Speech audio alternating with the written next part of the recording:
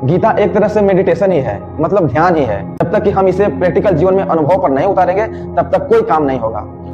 उत्क्रामंतम स्थितम व अपि भुजानाम व गुणान्वितम विमूढ़ानानुपश्यन्ति पश्यन्ति ज्ञान चक्षुषा। दोस्तों गीता का ये श्लोक विपश्यना मेडिटेशन के बहुत करीब है। ना उतना हम अपने दुखों से मुक्त होते जाते हैं। तो दोस्तों नमस्कार, कैसे हैं आप लोग? उम्मीद करता हूं कि आप लोग बहुत अच्छे होंगे।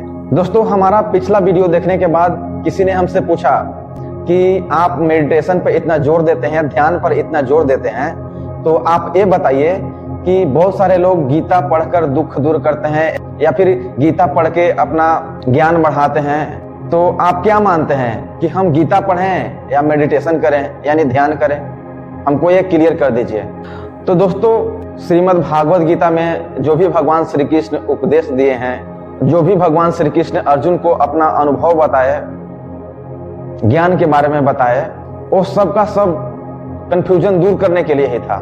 तो दोस्तों जो भी पूछे हैं, बहुत अच्छा क्वेश्चन पूछे हैं हमसे और मैं इसे बताने में बहुत खुशी महसूस कर रहा हूं। तो बहुत सारे लोग क्या करते हैं कि श्रीमद् भागवत गीता को पढ़ते हैं और अपने बौद्धिक स्तर से एनालाइज करते हैं और निसंदेह एनालाइज करने के बाद गीता के सभी बातों को समझते हैं।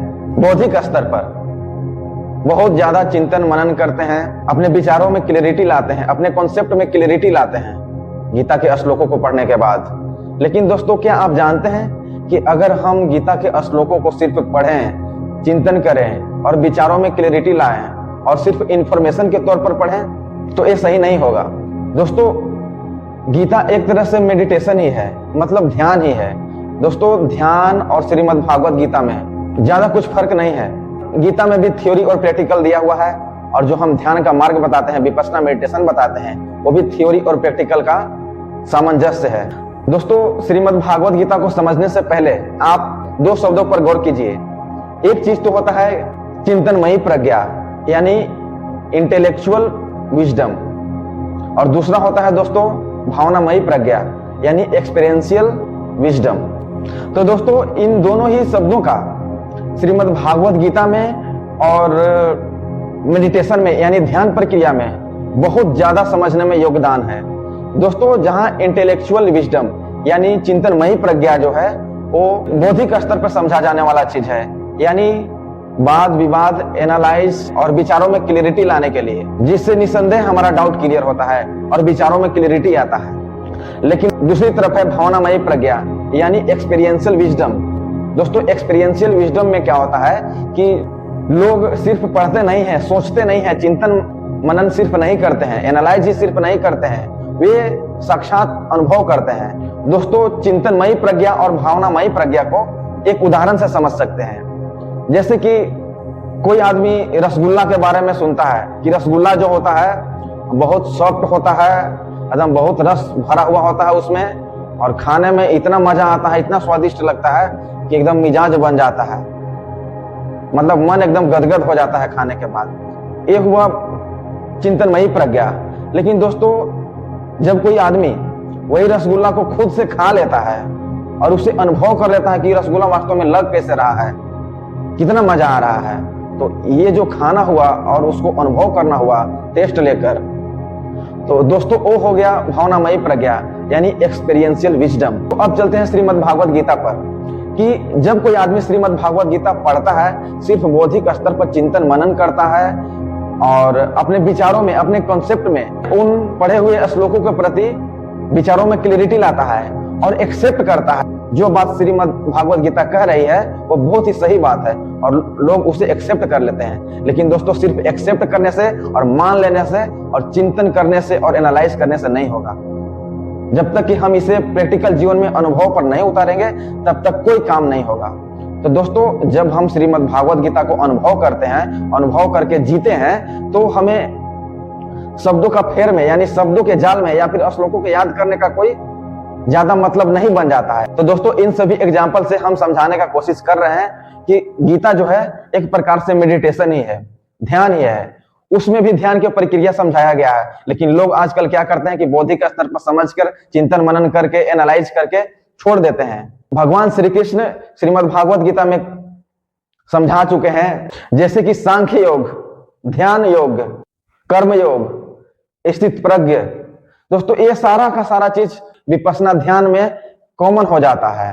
तो दोस्तों इस प्रकार हम कह सकते हैं कि श्रीमद् भागवत गीता सिर्फ पढ़कर चिंतन मनन करने के लिए या फिर एनालाइज करने के लिए और एक्सेप्ट करने के लिए नहीं है, बल्कि वो डे टू डे प्रैक्टिकल जीवन में उतारने की जरूरत है। और जब हम डे टू डे लाइफ में प्रैक्टिकल जीवन में श्रीमद् भागवत गीता को हम उतारते हैं तो यह एक प्रकार का ध्यान का प्रक्रिया ही बन जाता है। तो दोस्तों इस प्रकार हम कह सकते हैं कि ध्यान की प्रक्रिया और श्रीमद् भागवत गीता की पढ़ने की प्रक्रिया और डे टू डे लाइफ में उतारने की प्रक्रिया सारा का सारा बराबर है, यानी सारा का सारा सेम टू सेम है। दोस्तों सिर्फ शब्दों का फेर है, और जो आदमी प्रैक्टिकल कर लेगा, एक्सपीरियंस कर लेगा, तो शब्दों के जाल में नहीं फंसेगा कि ये श्रीमद् भागवत गीता का बात है, ये ध्यान का बात है। दोस्तों जितना भी अच्छा बात है, जितना भी काम का बात है, चाहे जो भी ग्रंथ हो, बाइबिल हो, कुरान हो, श्रीमद् भागवत गीता हो, विपश्यना मेडिटेशन हो, या फिर जितना भी ग्रंथ हो, जो मेन चीज है, जो मुख्य चीज है, जो हम लोगों का कष्ट दूर करता है और सीधे आत्म साक्षात्कार कराता है, वो सब में बराबर बराबर है। सिर्फ ऊपर के छिलके अलग अलग हो सकते हैं, लेकिन जो अंदर का जो मेन चीज है वो सब धर्म ग्रंथों में बराबर होता है। चाहे वो गुरु ग्रंथ साहिब हो, बाइबिल हो, कुरान हो, श्रीमद् भागवत गीता हो, चाहे अन्य कोई भी धार्मिक ग्रंथ हो, सब में बराबर बात मिल ही जाता है। तो दोस्तों हमारा इन सभी उदाहरणों से आप समझ गए होंगे कि ध्यान करना अच्छा है या फिर श्रीमद् भागवत गीता पढ़ना अच्छा है। दोस्तों विपश्यना ज्ञान का गुंज श्रीमद् भागवत गीता में भी मिलता है। जो एक श्लोक है वो श्लोक आप लोग को बता देता हूं। उत्क्रामंतम स्थितम वा अपि भुजानाम वा गुणान्वितम विमुढ़ा नानु पश्यन्ति पश्यन्ति ज्ञान चक्षुषा।